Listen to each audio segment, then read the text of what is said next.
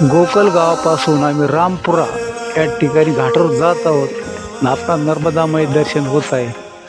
अति विस्तीर्ण पात्र आहे.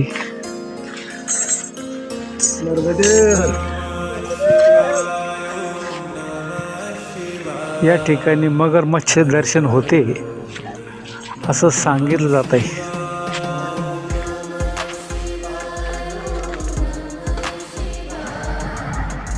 सकाळचे 9:30 वाजले आहेत.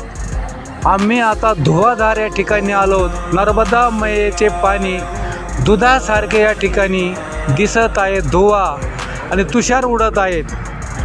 काम चालू आहे. मागील वर्षी काम चालू होतं, अद्याप काम संपलेलं नाही. नर्मदा मैया की जय.